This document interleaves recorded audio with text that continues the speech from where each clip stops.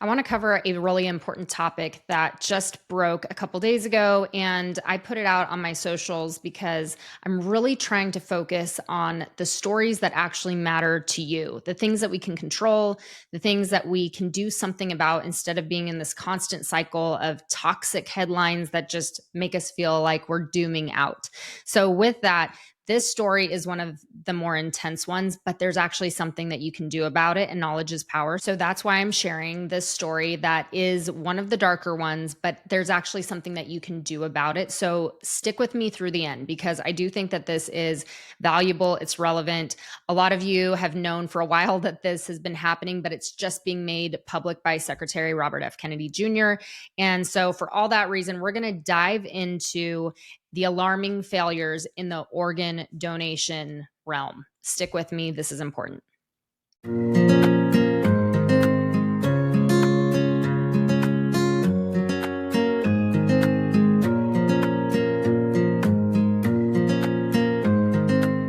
I want you to imagine waking up on an operating table and there are surgeons around you that are poised to harvest your own organs. I want you to picture that for a minute. Yes, you're still alive. You wake up and there are operating surgeons ready to harvest your organs. Well, this nightmare happened to a man in Kentucky, and we're going to get into it, but it ignited a federal investigation that led us to where we are today with uncovering some chilling stories that have ultimately now been pushed into the realm of government involvement because something is broken. In October 2021, there was a 33-year-old named Anthony Thomas T.J. Hoover II, and he was rushed to Baptist Health Richmond Hospital in Kentucky after a drug overdose caused 35 minutes of cardiac arrest. He was declared brain dead with no reflexes or brain activity. His family, including his sister, agreed to honor his organ donor status. Okay, you need to remember that, by removing life support. So typically there's something called an honor walk. You've probably seen it. It's where the person who has agreed to have their organs harvested for donations is wheeled through the halls of the hospital, and doctors and patients and people honor. It's like that final honor of this heroic gift that you are giving in agreeing to have your body cut open so that all of your insides can be donated. So during this honor walk to the operating room, the sister saw Hoover's eyes open, tracking her. And she said it was like he was saying, "I'm still here." And she told this to the NPR, but the staff, they dismissed it, saying that it was just a reflex. Days earlier, during a cardiac catheterization to assess his heart, Hoover had woken up and he was thrashing, but he was sedated without informing his family. On October 29th, as surgeons prepared to harvest his organs, he began thrashing and crying. And reportedly, he was mouthing, "Help me, help me," per one of the former Kentucky organ donor affiliates. So, two doctors refused to proceed. They halted the chaotic procedure after one of the Kentucky organ donor affiliates was allegedly pressured to find another doctor or face termination. So, with that in the background, that is a real story. His case, exposed in a September 2024 congressional hearing, was the spark of the HRSA investigation into Kentucky's Network for Hope, which was formerly the Kentucky organ donor affiliates. And this probe reviewed 351 canceled organ donation cases with key findings. Now, this is where I want you to bear with me because we're going to go through some of these findings. And again, why this actually matters to you, why this isn't just a doomsday, let's get super depressed and doom out on bad news. No, there's actually something that you can do if you choose to about this news, which is why I think it's useful. So here are some of the findings in this probe.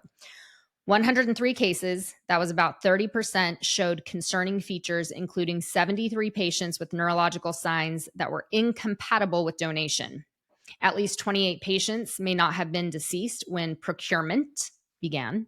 Okay, I'm going to let you guess what the word procurement means. There were poor neurological assessments, questionable consent practices, and misclassification of causes of death, and those were all rampant, especially in overdose cases. Smaller rural hospitals showed the highest vulnerabilities. And a New York Times report cites another case with a woman named Kimmy Hawkins. She was 42. She choked, fell into a coma, and was taken off life support in 2022. After 103 minutes, she was declared dead, and surgeons made an incision through her breastbone, okay, only to find that her heart was still beating and she still had signs of breathing. So the procedure stopped, but Hawkins died later. And interviews with 55 medical workers across 19 states have suggested that there are other disturbing donations after circulatory death cases involving signs of life. So, what we have here is a whole lot of problems with people who are on their way to having their insides gutted for organ donation, being found to still have the breath of life, to be alive. Okay. So, Secretary Kennedy just called out these findings, and he said that they are horrifying and immoral, and he's vowing accountability. The HHS press release mandates Network for Hope, which again, that's that Kentucky that I talked to you about, the Kentucky organ donation system. The press release mandates that they conduct a root cause analysis of protocol failures like the 5-minute post-death observation rule, to establish clear donor eligibility policies, to create a procedure for staff to halt donations over safety concerns.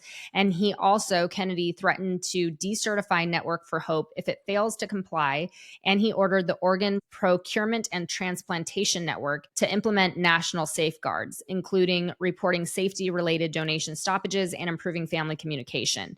So this is now hitting the mainstream, where it's been something that I've actually heard talked about in the past. In years past, people would mention organ donation, like, oh, do you have, like, are you an organ donor? You probably don't want to be, because, and then all the stories. But this is actually gaining now national attention and demanding accountability, because the probe showed that there are huge problems, and we're dealing with living people whose organs are on the way to being harvested or are being harvested. I'm curious if you are an organ donor. So just keep that in the back of your head as we finish out this. Okay, so Hoover and Hawkins cases that we talked about highlight ethical issues with DCD. Okay, DCD is donation after circulatory death. That's the one I told you about, where Hawkins, the woman, was 42 and she choked, and they sawed through her chest bone, and they found that her heart was still beating and she had signs of breathing, even though she was declared dead.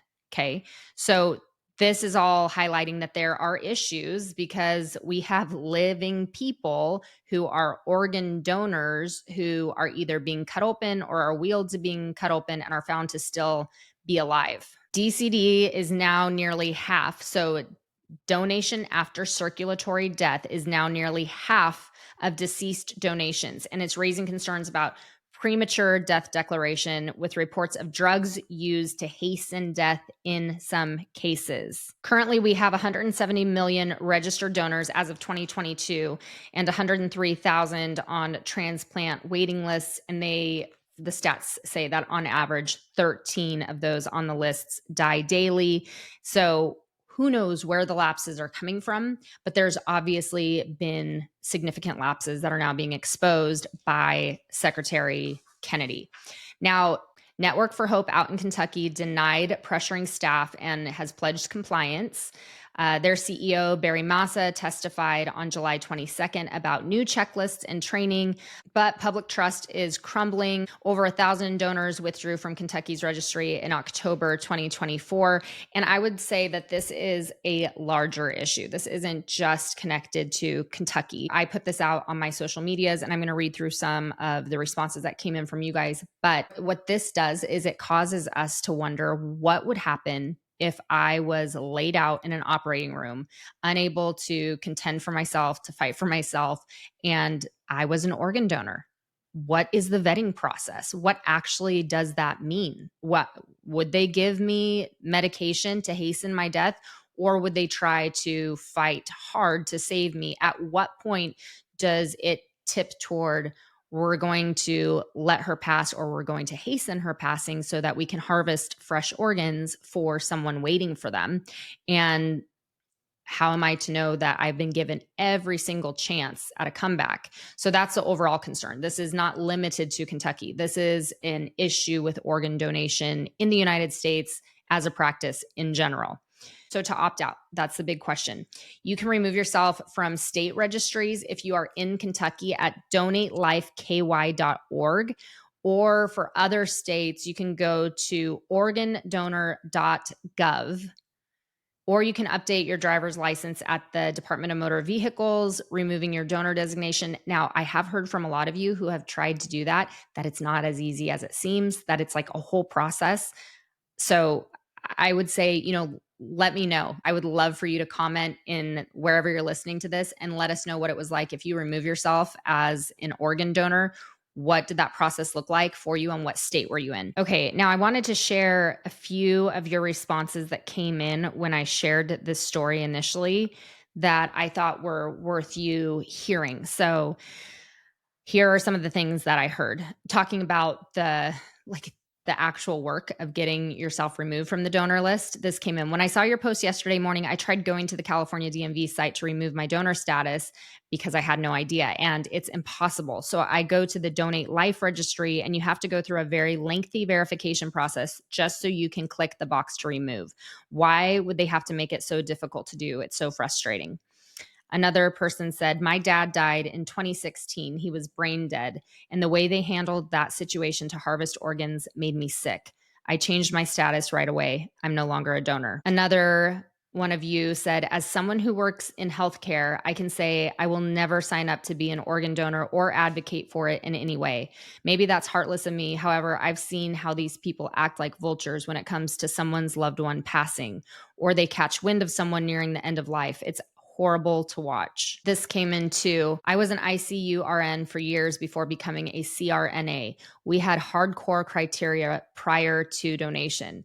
Now that I do anesthesia, I realize we are not involved in donations. So if in fact they are harvesting from humans not considered brain dead, this could be horribly traumatic for the passing person. Another one, my neighbor works for a harvesting organ company. He is actually reputable, but he has exceptional standards. He said brain dead doesn't mean dead, yet many harvesting happens when a patient is just brain dead. He waits for every single sign of death before okaying harvesting. He waits long after doctors declare time of death. He used to be an organ donor, but due to what he's seen in this job, he is no longer one. And then probably the most disturbing one came in from someone who has an ex who worked for a major mortuary company that he was with for almost 2 decades. Long story short, she said that he handles the bodies of organ donors firsthand and said it's the worst thing he sees on a regular basis, up there with horrific car accident victims. He describes bodies coming into him looking like a wetsuit, the kind you put on when you go into the ocean and surf, let's say. They are just rubbery suits and have to stuff bodies to make them presentable for wake and burial. He said the hospitals are scavengers and will strip us of all usable, resaleable parts. And he also agreed that he's heard people wheeled for a donor walk are not really dead. So a lot of food for thought. I know that's like really dark and heavy, but when I saw the story, I thought, you know what, I'm going to dig into this a little bit more because it is something, like I said in the beginning, I think it's important that we don't just go jump on every story and think that we have to know every dark story that's hitting the fan, because there is so much of that. But if it's something that we can actually do something about, that we can control, which in this case we can. If you feel uncomfortable with the way the system is right now with organ donating, then here's an opportunity for you to check out the comments, see what other people are saying in other states about if they've removed themselves from the organ donor list. And maybe you just want to look into it a little bit more. Or maybe you have had a different experience with organ donation. I'm an open book. I'm open to hearing all the stories. But as of now, I think that there is a big red flag, and so does Secretary Kennedy. So everything will be dropped below if you want to dig in deeper. Check out the comments, and please share this if you found it helpful. Thanks for joining.